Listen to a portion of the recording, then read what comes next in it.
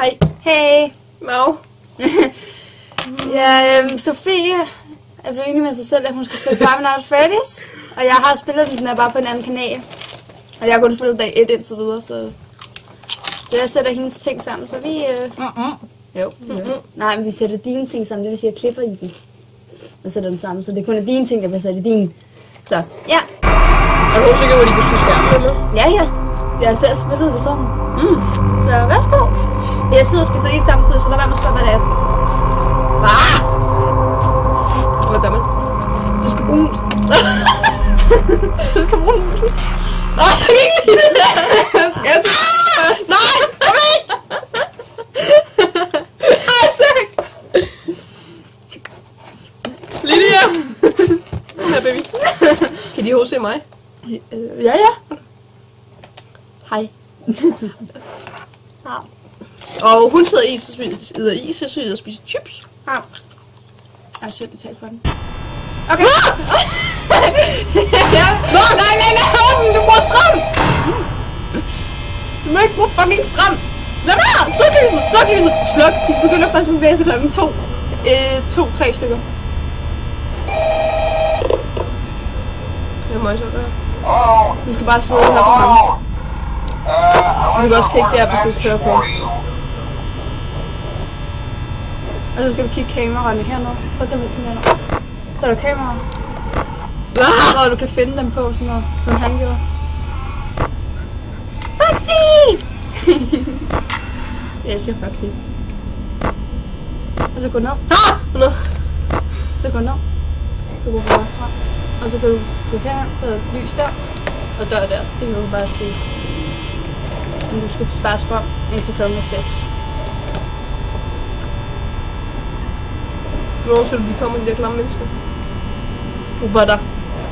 Altså, jeg skulle starte med at bevæge sig klokken 2-3 stykker.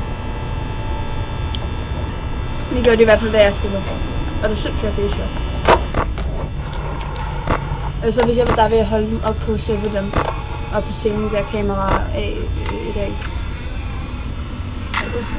Og så bevæger jeg ned på kamera 1 til. Fordi at det er der, de er lige nu. Så har jeg styr på, om de forsvinder eller ej. Jeg kan ikke have det! Skal du spille det? Nej, jeg vil ikke. Jeg vil ikke! Så giver man en fucking lortemus, så skal være så pivet. Jeg er ikke kidet. Punkt 1. Sluk. Jeg ved, de aldrig kommer herover, for det gjorde de ikke med Mikkel. Og det gør de. Nå, sikkert.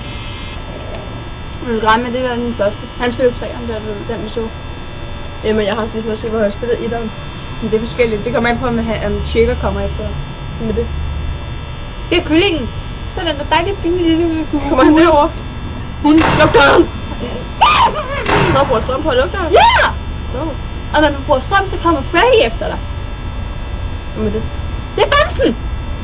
Kommer han efter mig, når jeg kommer strøm? Ja! Hvordan oplader jeg det? Du kan ikke oplade lortet. Du har en bestemt antal strøm. Der er de. Ja, og de er fine på plads.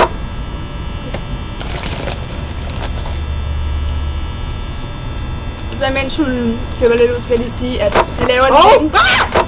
Jeg laver et link til den video, jeg har lavet, men den er mest på engelsk, bare så I ved det.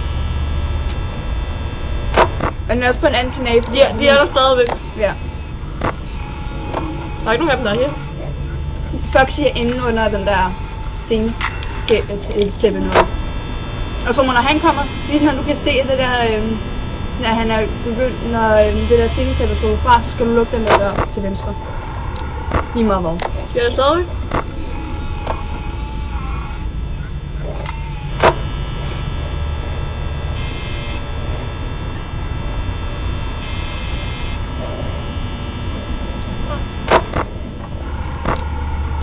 De er der stadigvæk. Han er der stadigvæk, ikke? Ja. Du kan se ham, når han ser hovedet ud. Hvad er det for lyd? Lyden, hvad mener du? Hvad er det lyd? Den der ventilationsdæmsen der. Nå. Det ved jeg sgu godt tænke, så giv hende en fucking jumpscare. Hold din kæft. Ej, jeg vil ikke... Kan vi skrue lidt ned for lyden? Nej! Det gør vi ikke. Det skulle ikke dig, det gå over det er mig. Jeg har sgu spillet lorten. Blev du meget, meget forskrækket? Nej, det gjorde jeg ikke. Ikke da, jo. Første gang, jeg spillede den, der var jeg fuldstændig panisk. Nå, skal vi så spille? Ja, så er vi jo 3. Hvis det er ikke pladser. Jeg er ikke snart med min tilbage. Kan man egentlig godt høre, når de kommer? Kan du? Jeg kan jo huske. Nej, du skal finde hende. Du skal finde hende, din idiot. Du skal finde hende, hvis hun ikke er der. Så gå hen på kameraerne igen. Gå hen på de fucking kameraer. Og så kig på de forskellige... Der! Se, hun er lige der! Ja. Men det er det, du skal gøre. Du skal kigge på kameraerne for at finde dem, når de ikke er på deres C-pladser. Det var også det, jeg gjorde hele tiden. Jeg har snart ikke mere strøm tilbage.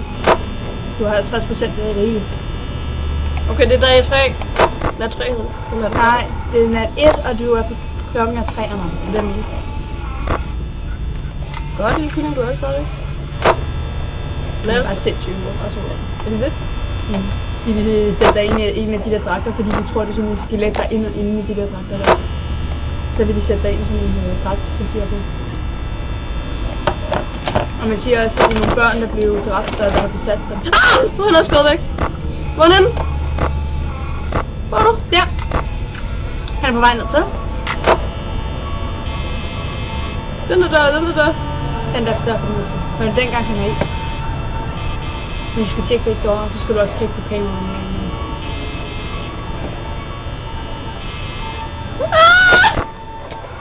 Hun er virkelig panisk. Så jeg... Du skal... Bjørnen kommer ikke til at bevæge sig. Du skal tjekke, hvor kaninen er nu også. Idiot. Hun tjekker væk. Det bliver så sjovt, det her. Jeg elsker det. Jeg tror kun, du skal spille en dag ad gangen, du. Okay, den er ikke der. Kig på de fucking kameraer. Hvor er kameraerne? For de kommer ikke til at bevæge sig. Han er inde i sit skab. Fint. Og nu er kameraerne fucket op, så du skal væk. Men Chica er sikkert ude på badeværelset. Tjek lige om Bonnie er der, hvor han er. Ja, hun er ude på badeværelset. Kommer han efter mig nu? Det ved jeg ikke. Det er forskelligt fra gang til gang. Der var et tidspunkt, hvor han kom ud foran min dør. Så sagde jeg bare, fuck, der er lukket.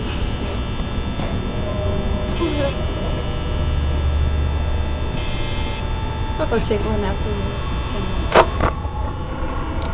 Han var dernede ved dig før. Var han ikke? Det ved jeg. Han er stadigvæk der. Så tjekker vi, om hun tjekker ude på badeværelset. Det er køkkenet. Det kan du ikke se. Det er hun ikke. Kig i gangen ved siden af dig. Tag det fucking kamera op. Jeg er bestemt, at jeg ikke selv kan sidde og spille. Jeg tror faktisk, det er en første gang, vi spiller der. Ja, hun er der.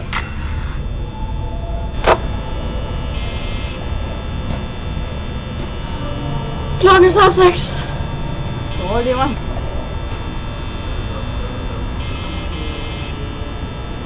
Hvorfor siger han dum? Det er bare noget, der er. Jeg glemmer bare lige inde i hendes skab. Ja, han skal være. Og så Foxy. Det kan godt være, han stikker ud på sig. Foxy. Luk da!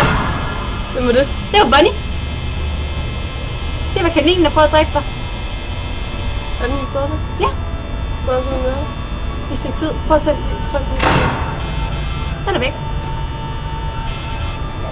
Jeg tror, du reagerer ikke så meget, som jeg gør. Vaccinscamming! Eller på en måde kommer. Prøv at tjekke igen, fordi det er først, når det kommer ud for sin code, at det er han ikke. Tjek alt der. Hvor Bonnie han... Hvor fuck er Bonnie? Okay. I can't see fucking Bonnie. Og nu bliver jeg sindssygt, nu kan jeg ikke se Bonnie. Ja! Vi klarer det! Vil du så spille dag 2 nu?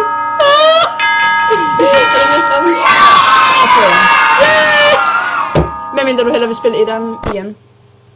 Nej. Okay, så tager vi bare det hele. Har jeg med batteri på mit kamera nu? Ja, nu har du 100%. Og så skal vi nok høre, hvad han der gør. Nej, fuck, nu skal jeg se, hvad der er, jeg skal spille næste gang. Nå, fuck det. Nå, fuck det, siger Nå, ja, det bliver sjovt for dig. Jeg er der sidder og spiller det. Og den her gang, så skal du høre ham, fordi jeg ved ikke, hvad han siger. Og du skal kigge på kameraerne, for det kan være, at de begynder at bevæge sig. For det ved jeg ikke, jeg har ikke spillet begge to endnu. Det er det stadig. Hello? Well, if you're here to listen, you made it today too. Congrats. I won't talk quite as long this time since Freddy and his friends tend to become more active as the week progresses. It might be a good idea to peek at those cameras while I talk, just to make sure everyone's in their proper place, you know.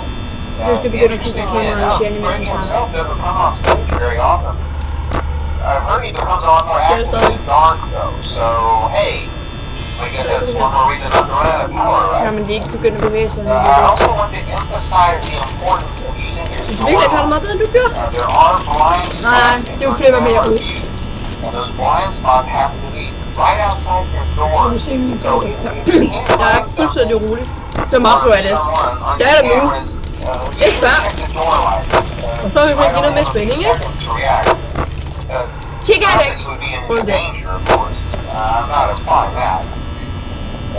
Also, check on the curtain in Pirate Cove from time to time.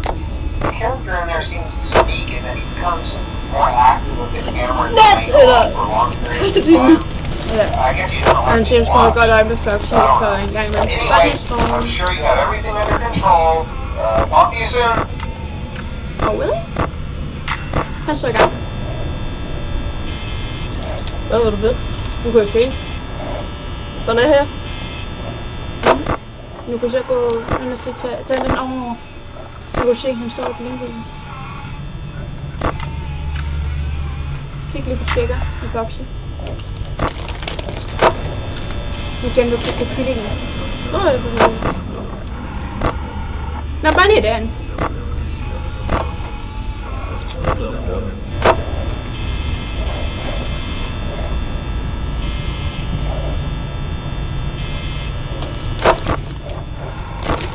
Hun står der. Hvor var det, vi fandt ud af henne så? Han er der ikke. Han var der ikke. Han var ikke der, hvor han var.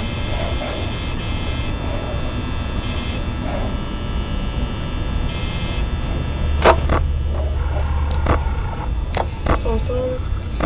Han er der ikke. Kig i gangen.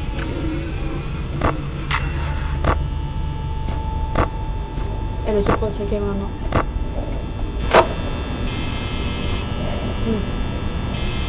Nu kan vi ikke finde ham. Fantastisk. Så står han nok her lige med, tror jeg. Ja, nej. Nu skal prøve at gå lidt frem og tilbage. Jo, han står der. Væk på kameraet for sig smart. Væk på kameraet. Nu vil gøre det der. Så skal du ikke sidde og kigge på. Hun står der. Husk, Hvor var det, han stod? han stod hernede sted. Han står der ikke, så tjek døren, tjek døren!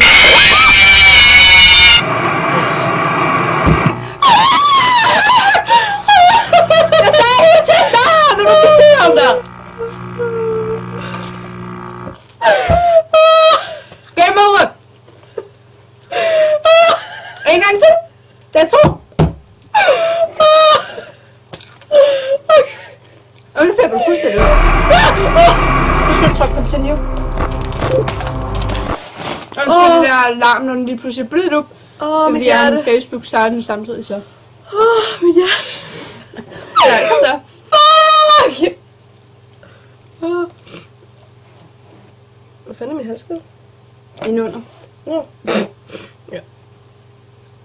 Åh! Ja. Så ved du det. Som jeg sagde, de er mere dødsensfarlige anden dag. Hold nu op med det dumme. Jeg tror, jeg fik også chok første gang. Kaninen er væk. Han er... Ja. Ej, dum. Dum.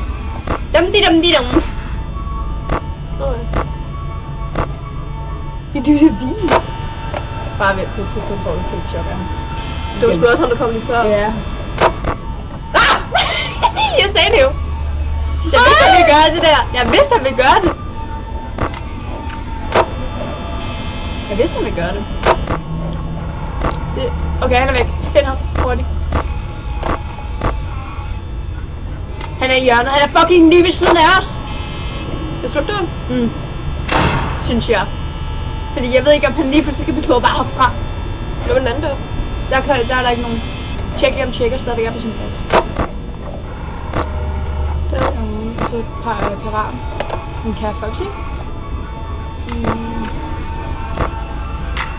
Han er væk. Nej. Hej! Det er hjørnet af den der åben dør. Og så lader den være åben siden. Og vi se, om han gider. Nej. Du bruger strøm på den måde. Jeg skal æde med at så klam chok igen. Bonnie? Okay. Bonnie? Hvor er Nej, du? Chica. Det er Chica. Hun er der. Og Bonnie er burde være nede i hjørnet. Nede hos os. Der er han stadig. Så prøv at tage kameraet op.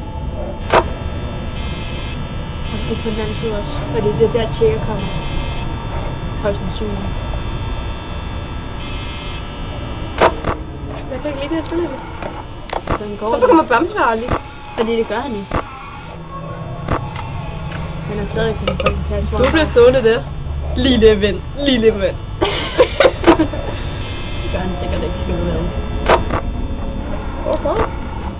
Chica er væk.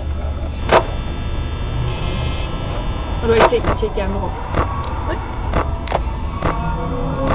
Nå! Hun kommer! De begge to kommer! Yay!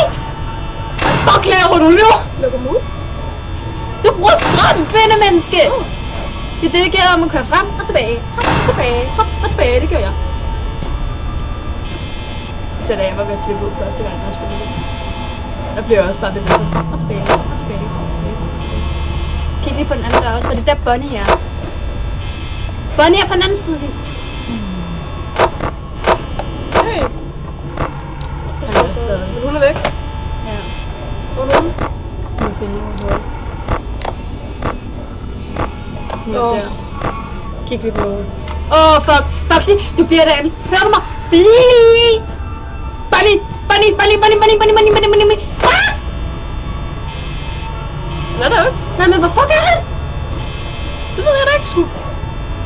Hvor fuck er Bunny? Kig efter Bunny! Han er ude i gangen.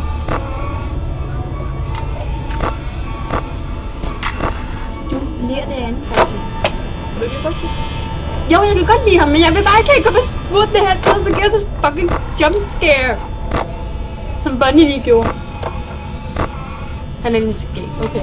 Hvorfor fanden bliver han? Går han altid derinde i skab? Jeg har stadig ikke med strøm derinde. Nej. Må jeg godt dø nu? Det kommer an på, hvordan de fucking vil have, at du skal dø. Foxy. Han er stadig derinde. Du har bare blivet derinde, Foxy, så er du bare kær. Fuck, han er væk! Bonnie er væk! Han står ude i gangen. Den der.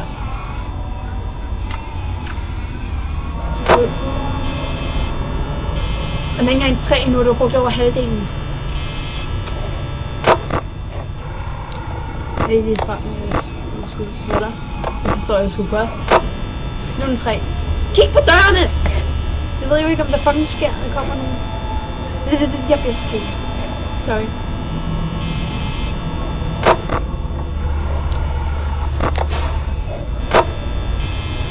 Hør nogle lyde.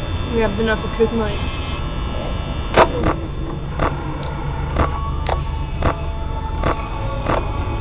Men så stadigvæk. Hvor tjekker. Hun kommer aldrig den side. Prøv badeværelset. Ja, der er hun. Bonnie er væk.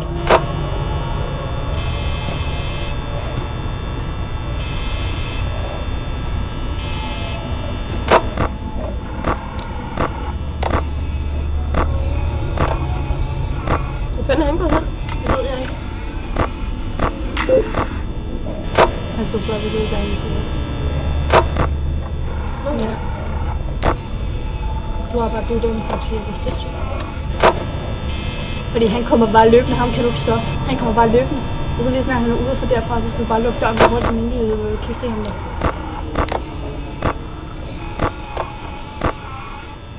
Han er stadig. Hvor chikker. Hun er stadig. Nu er klokken 4. Ja, rolig nu, smukke. Jeg er ikke død endnu, vel? Nej, men...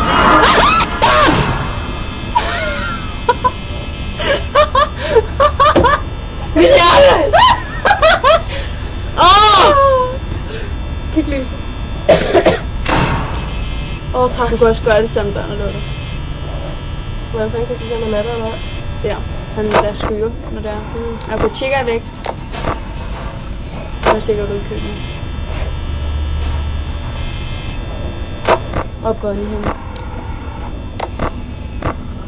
Gangen. Og han er der. Tjekker sikkert ude i køkkenet. Jo, der er larm. Fuck. Der er kun 22%. Fuck. 21. 21. Stadig væk. Hvad sker der, hvis jeg bruger strømmen? Ja, så kommer Freddy efter dig. Så bliver det helt mørkt. Med det. Det er Bamsefar. Kig lige på paraten. Han er stadig, og selvfølgelig kaninen. Der står du rigtig fint. Så skal det være selfie nu. Kig på døren. Jeg ved godt, det vil bruge strøm på det, men det ender med at dør. Skal jeg bare sige, at jeg er død nu? Nej, ikke før at du er færdig. Jeg spiller begge dage. Og du er nået til 5, nu skal du bare på 6. Fuck, hun kommer. Okay. Kig lige på de andre også. Han er stadigvæk der. Fuck, han rykker sig! Han har fucking rykket sig! Han kigger på kameraet! Og Bonnie henne i. Fuck! Bonnie er gået. Okay, nu er ude i gangen. For helvede! Tjekker! Skal vi bare sige, at Bamsefar kommer og tager mig hjem nu? Jo, men det tror jeg også lidt, han gør. Kommer du lige nu? Nej, kom. Vi bliver stadigvæk ved, indtil vi kan. Nej. Det er vigtigt. Vi bliver ved. Vi skal klare den. Fuck, så stadig. Luk døren. Kig lige på mig. Nej, det er mig. Fuck. Gerne der. Fuck. Ja, det er banker.